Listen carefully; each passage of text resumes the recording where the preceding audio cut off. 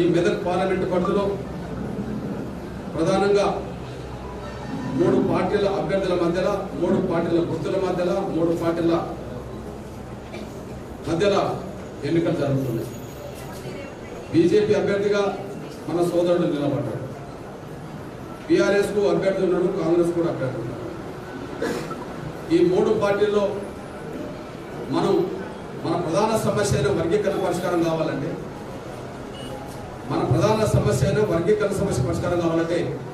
మనం నమ్ముకున్నది బీజేపీని, మనం నమ్ముకున్నది పెద్దయిన మోడీ గారిని.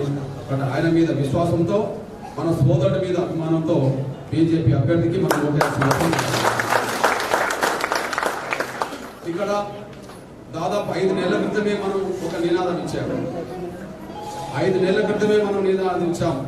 మనం నవంబర్ 11న జరిగిన హైదరాబాద్ విశ్వరూప మహాసభలో సభా వేదిక మీదనే గౌరవ పెద్దలు నరేంద్ర మోడీ గారు ఉన్నప్పుడే, ప్రధానమంత్రి గౌరవ నరేంద్ర మోడీ గారు ఉన్నప్పుడే నో కాంగ్రెస్ నో బీఆర్ఎస్ అని ప్రకటించారు. Only BJP, only Narendra Modi గారు అని చెప్పి మనం అనుకూలంగా మాట్లాడాము. ఇక్కడ మీ అన్నగా చెప్తున్నా, ఇక్కడ నా ముందున్న వాళ్ళలో అందరూ బీజేపీ కొట్టేసిన వాళ్ళు లేరు.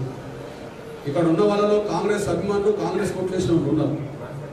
ఇక్కడ ఉన్న అభిమానుల్లో బీఆర్ఎస్ కొట్టేసిన వాళ్ళు కూడా ఉన్నారు, బీఆర్ఎస్ అభిమానులు. కానీ ఇప్పుడు నువ్వు బీఆర్ఎస్ అయినా మన వాళ్ళు బీజేపీకే కొట్టేయండి, మీరు కాంగ్రెస్ అయినా మన వాళ్ళు ఈసారి బీజేపీకే కొట్టేయండి. ఎందుకంటే మన జాతి గెలవాలి, మన జాతి బాగుపడాలంటే. ఇది మీ అన్నగా చెప్పదలుచుకునేదంటే ఇది నా కోసం చెప్పట్లేదు, వేదిక మీద కోసం చెప్పట్లేదు, నా ముందున మీకోసం కూడా చెప్పట్లేదు. కానీ మన కన్న బిడ్డల భవిష్యత్తు కోసం, రాబోయే తరాల మన కన్న బిడ్డల కోసం, రాబోయే 100 తరాల బిడ్డల భవిష్యత్తు కోసం నేను చెప్తున్నాను. ఇది వ్యక్తుల కోసం జరగబోయే నిర్ణయాలు కావు అమలు చేయడానికి. ఇగో వ్యక్తుల కోసమే అవుతే మన సోదరుడు రఘునందరావు అన్న చెప్పాడు, అన్నకు పదవే ముఖ్యం అనుకుంటే ఎప్పుడో పదవులు వచ్చినాయి అని చెప్పి చంద్రబాబు కాలంలో చెప్పాడు. బహుశా చంద్రబాబు నాయుడు ప్రభుత్వ హయాంలో మనం ఉద్యమం చేస్తున్న రోజుల్లో అన్న రాజకీయాలు కూడా రాలేదని నేను అనుకుంటున్నాను. అంటే దాదాపు 94లో మనం ఉద్యమం మొదలుపెట్టాం. 97 వచ్చేటప్పటికి హైదరాబాద్ నగరాన్ని 20 లక్షల మంది అతలాకుతలం చేశాం. 3 ఏళ్ళకి, ఇప్పుడు 30 ఏళ్ళ ఉద్యమం. 94లో మనం ఉద్యమం మొదలుపెట్టాం. 97 నాటికే హైదరాబాద్ నగరాన్ని 20 లక్షల మందితో ఉద్యమం దిగ్బంధం చేశాం. దేశం మొత్తం మన వైపు చూసే విధంగా 27 ఏళ్ల క్రితం చేయగలిగాం. అట్లాంటి సమయంలో చంద్రబాబు నాయుడు గారు వర్గీకరణ చేస్తామని మన సహకారం కోరింది. మనకు కావాల్సింది వర్గీకరణ. ఎందుకు వర్గీకరణ? 15% రిజర్వేషన్ల అమలు జరుగుతున్న కాడ ఎస్సీలకు, అందులో మన జాతికి రావాల్సిన న్యాయమైన వాటా మినిమం 10% రావాలి, 15, మినిమం 11% రావాలి, 15. కానీ రిజర్వేషన్ల ఫలాల్లో మనకు వచ్చింది 1-2%. జనాభా చూస్తే అతిపెద్ద జనాభా మాదిగలిది, కానీ మనకంటే తక్కువ జనాభా గల మన మాల సామాజిక వర్గానికి సంబంధించిన వాళ్ళకే అవకాశాలన్నీ వెళ్ళిపోయింది. విద్య, ఉద్యోగ, సంక్షేమ, రాజకీయ ఫలాలన్నీ వాళ్ళు అనుభవించి పైకి వస్తే అవకాశాలు దక్కలేని మాదిగ బిడ్డలుగా, మాదిగ జాతి ప్రజలుగా మనం వెనుకబడిపోయాం. ఆ వెనుకబడిపోయిన మాదిగ జాతికి మేలు జరగాలంటే, మన పిల్లల చదువులు ముందుకు సాగాలంటే, మన పిల్లలకు ఉద్యోగాలు రావాలంటే, ఆర్థికంగా, రాజకీయంగా మనం జాతి సమాజంలో గౌరవంగా జీవించాలంటే కేవలం మన వాట మనం సాధించాలి. మన వాట మనం సాధించాలంటే ఎస్సీ వర్గీకరణ సాధించాలని ఆ లక్ష్యం కోసం 30 ఏళ్ళు పోరాటం చేస్తున్నాం. ఈ పోరాటంలో 30 ఏళ్లలో ఎన్నో కష్టాలు, ఎన్నో బాధలు, ఎన్నో నిందలు, ఎన్నో సందర్భాలు నిర్బంధాలు, ఎన్నో సందర్భాలు కేసులు, ఎన్నో సందర్భాలు జైలు పాలవడాలు, ఎన్నో సందర్భాలు మన బిడ్డల ప్రాణాలు కూడా కోల్పోవడం, ఇవన్నీ చూస్తూనే వచ్చాము. వాటన్నీ అధిగమిస్తూ వచ్చేసాం. అంతేకాదు, ఎంఆర్పిఎస్ ఉద్యమం మీద ప్రభుత్వాలే కుట్రలు చేసినాయి.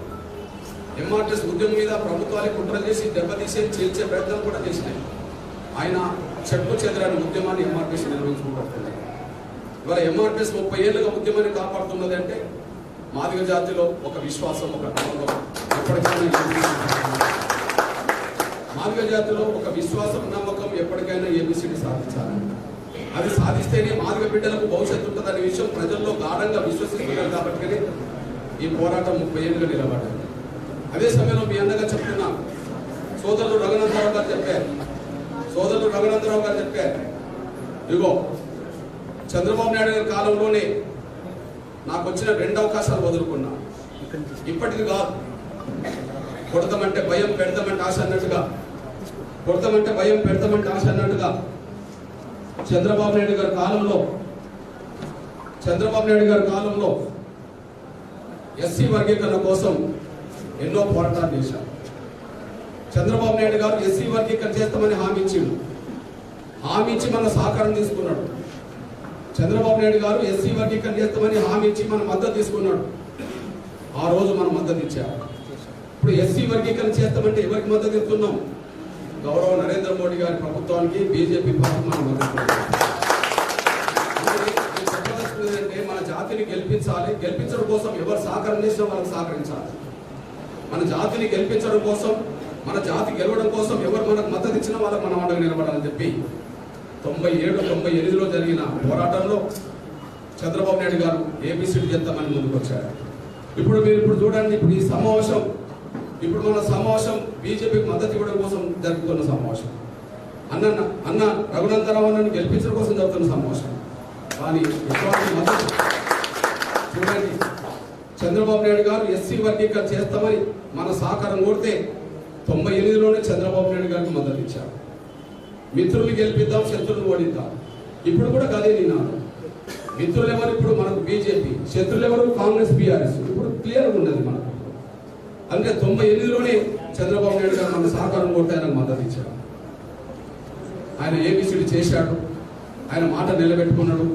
22 ఏళ్ళలో ఉద్యోగాలు వచ్చినాయి, చదువుకునే అవకాశాలు ఆ కాలంలో పెరిగినాయి. అదొక అంశం. కానీ మీ అన్నగా చెప్తున్నాను, ఆ చంద్రబాబు నాయుడు గారు ఏబిసిడి వర్గీకరణ కోసం మనం మద్దతు తీసుకున్న చంద్రబాబు నాయుడు గారు కృష్ణా నేను ఏబిసిడి చేస్తా, మీ సహకారం కావాలని చెప్పడమే కాదు, కోరడమే కాదు, నీకు ఎంపీ టికెట్ అని చెప్పి నాకు ఎంపీ టికెట్ ఇవ్వబోయాడు. 98లో పార్లమెంట్ ఎన్నికలు వచ్చిన సమయంలో పెద్దపల్లి ఎస్సీ నియోజకవర్గం నుంచి నాకు పెద్దపల్లి పార్లమెంట్ డిక్లేర్ చేశాను. అప్పుడు నేను ఒక స్టేట్మెంట్ ఇచ్చాను, అయ్యా చంద్రబాబు నాయుడు గారు, మీరు ఇచ్చే ఎంపీ అనే 2 అక్షరాల కంటే నేను కోరుకునే ఏబిసిడి అనే 4 అక్షరాలు నాకు ముఖ్యం. ఎంపీ అయితే నేను బాగుపడతా, ఏబిసిడీలు అయితే నా జాతి బాగుపడుతుంది.